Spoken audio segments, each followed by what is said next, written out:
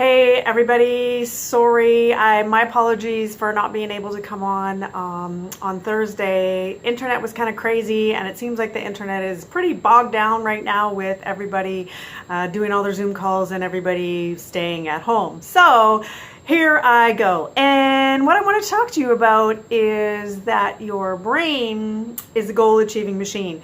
And nobody teaches us this in school. We get taught what to think. We don't get taught how to think and how our supercomputers actually work. So I'm inviting you to consider what I'm saying. I am not the only person suggesting this. There is a ton of science to back it up, and I say hashtag it's not woo, it's science. So the first thing I want you to consider and think about and know is that we have 65,000 thoughts in a day, and most of them are negative.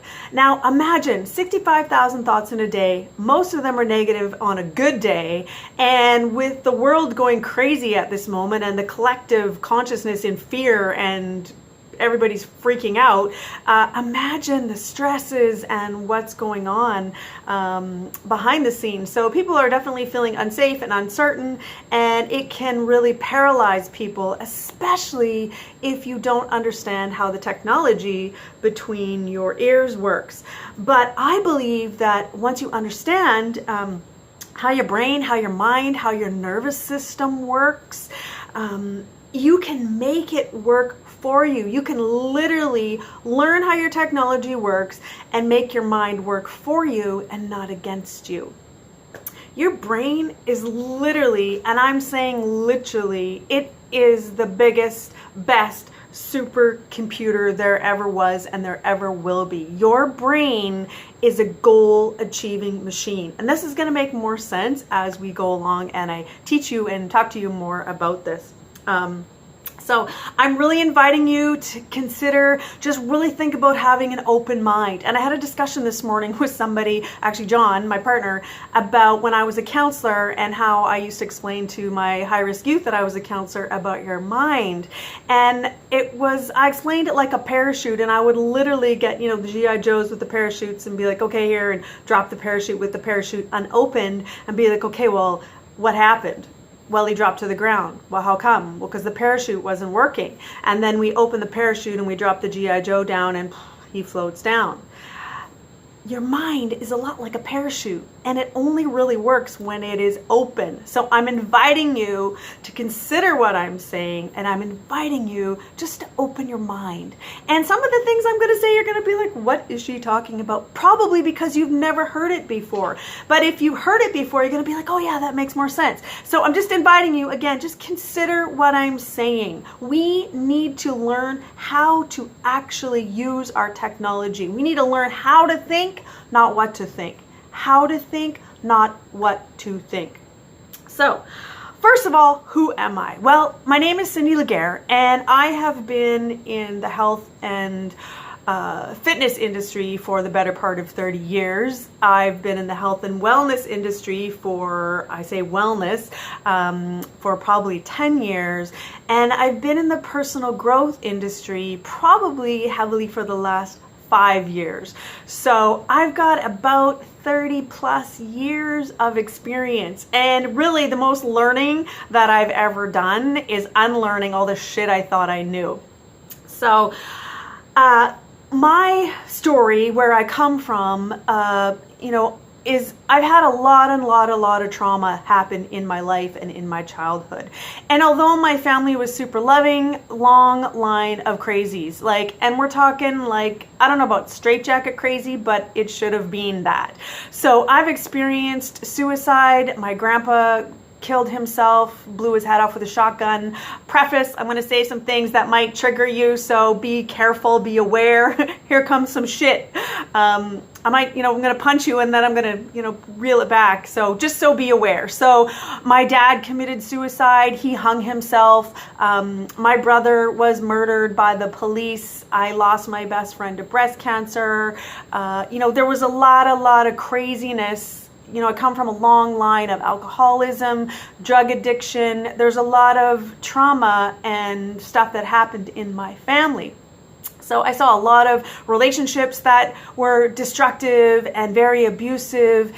And so that was my growing up years. Was I faced a lot of adversity and I faced a lot of traumas, all trials and tribulations that I know now were to prepare me for this world, because I learned so much, and every single one, as crazy as it sounds, were such blessings to me, because I learned some of the greatest lessons that I could have never ever learned had I never gone through that trauma and that craziness. So all of those things really affected my beliefs and how I believe about things.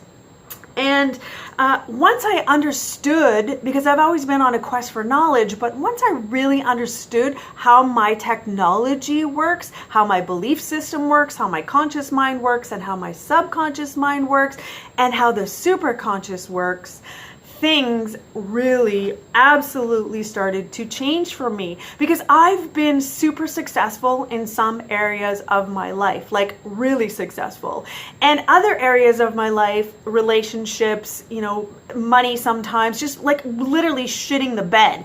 And so I'm like, how could I be so successful in some areas of my life and not so successful in other areas of my life?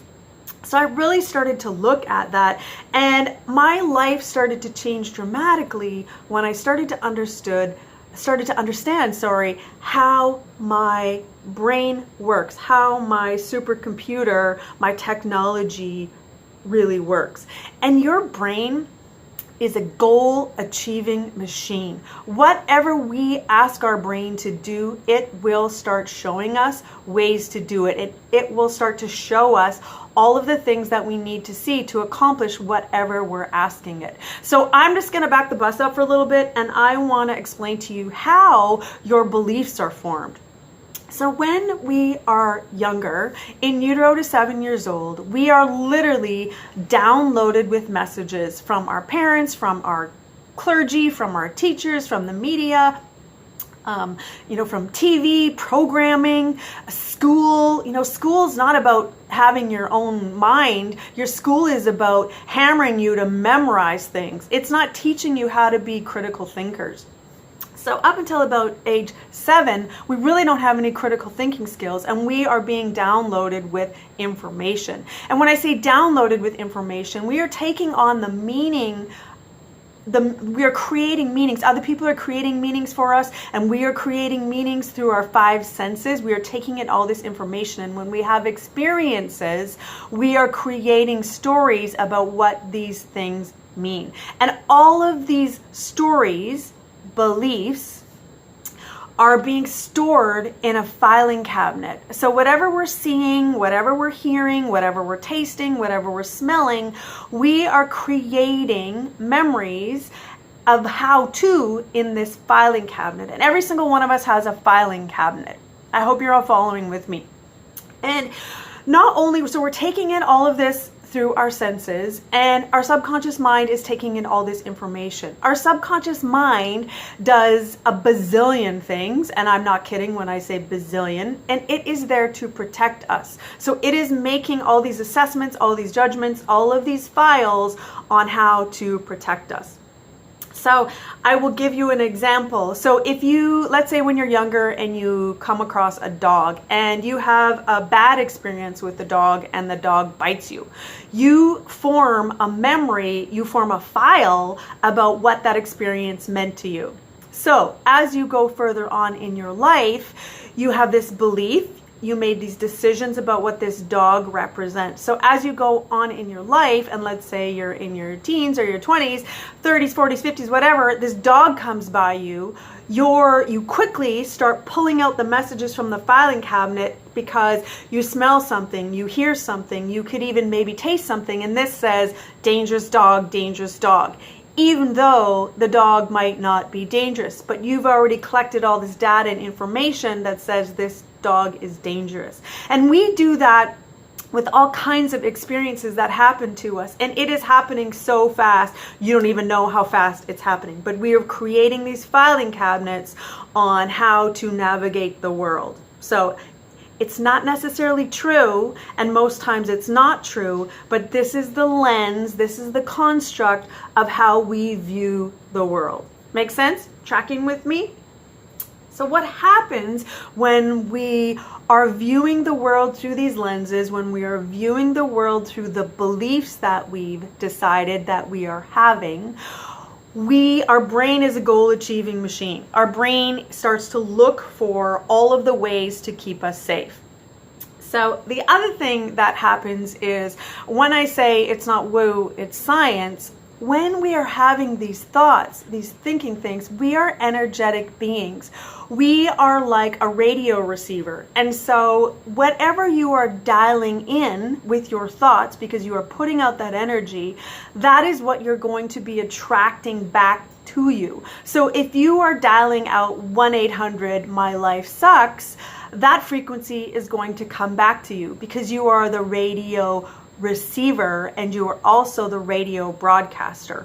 Thoughts create feelings, emotions, emotion. That's energy and motion. You're putting out that energy, and the universe, and I'm inviting you to consider this if you don't believe this. I'm not making up this stuff.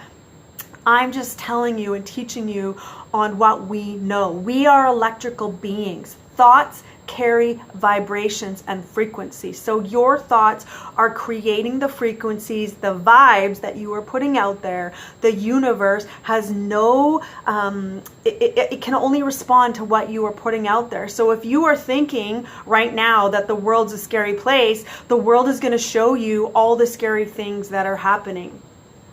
It's not woo, it's science. And I say it's science because RAS, reticular activating system. You have something in your brain called a RAS system.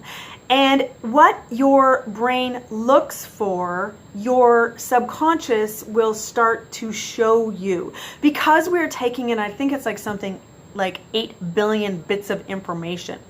Subconscious is an amazing thing. It is there to keep you safe. It beats your heart. It blinks your eyes. It pumps your blood. It does all that great stuff. Amazing stuff. And it is aware of all of your surroundings. But we are not paying attention to all of our surroundings until we activate RAS, that reticular activating system. And I will give you an example of, you know, when you want to buy a new car, and let's just say you want to buy a red Jeep, and you're driving all over the place and you don't notice any red Jeeps. But as soon as you make that decision, you decide that you want a red Jeep, all of a sudden you start seeing red Jeeps everywhere.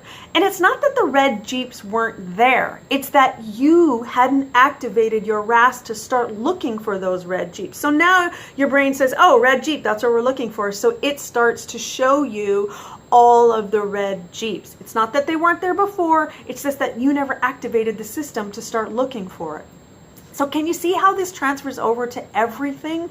If we are thinking that the world is a shitty place and my life sucks and I'm unlucky and I can't make any money and no good, there's no good guys out there, there's no good girls out there, the world's just a shitty place, nothing ever good happens for me, guess what?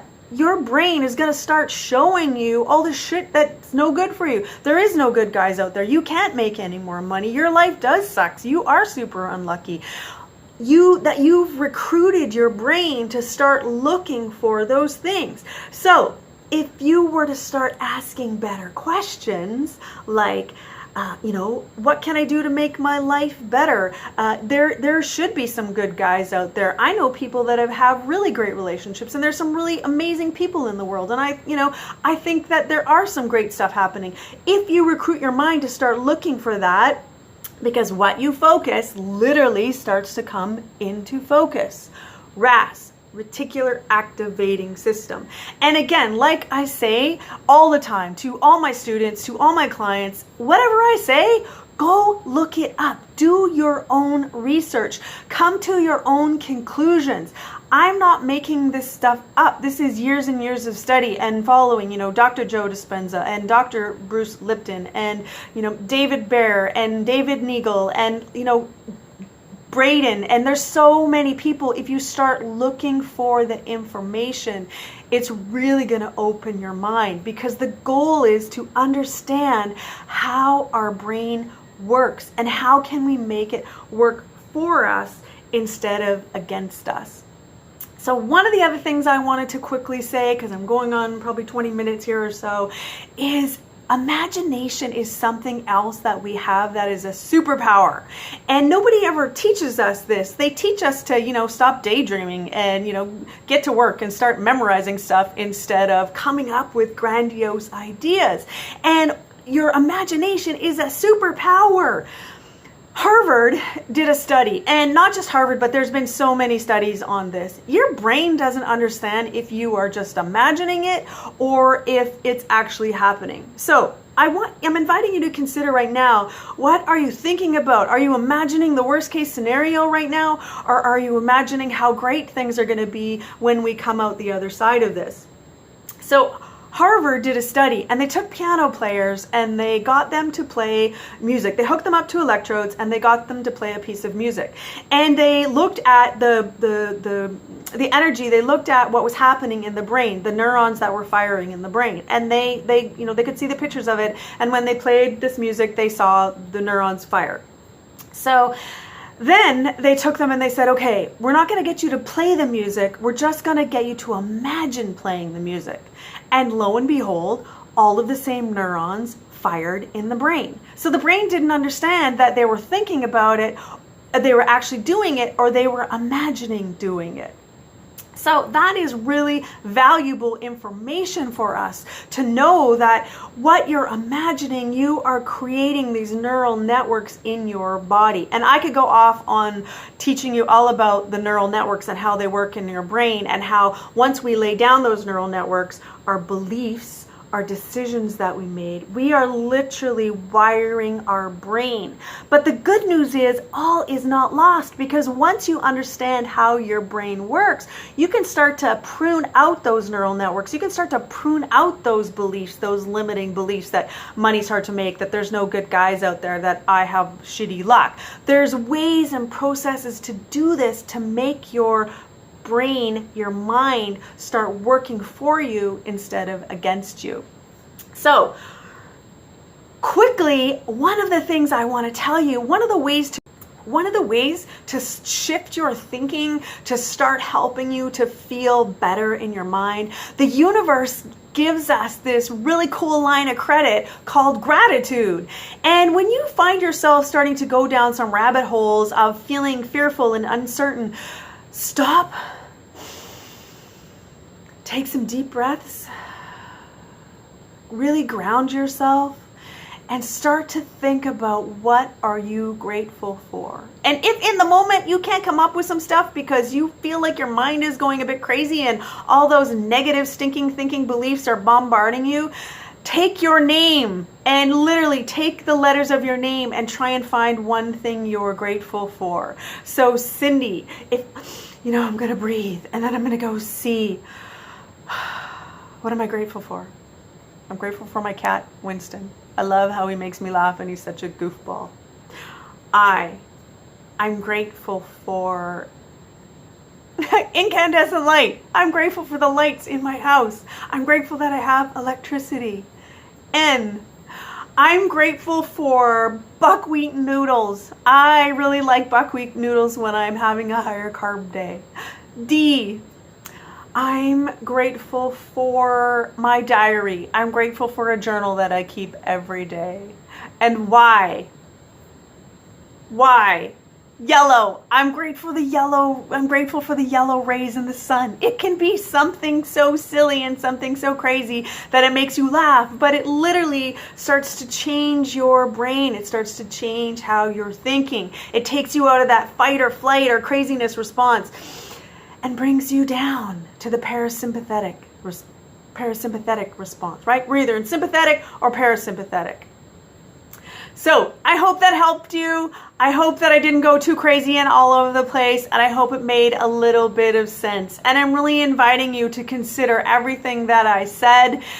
If it resonates with you, then go ahead and do some more research about it and make your own conclusions. If you're super interested about it and you want to learn some more from me, again, www.cindylaguerre.com. Go out, check out the website. If you want to get even more personal, shoot me a message, ask me questions, come onto my Facebook page. I love helping and answering questions for people. So, people, learn how to think. Your brain is a goal-achieving machine. Have a successful mind. Learn how to think, not what to think.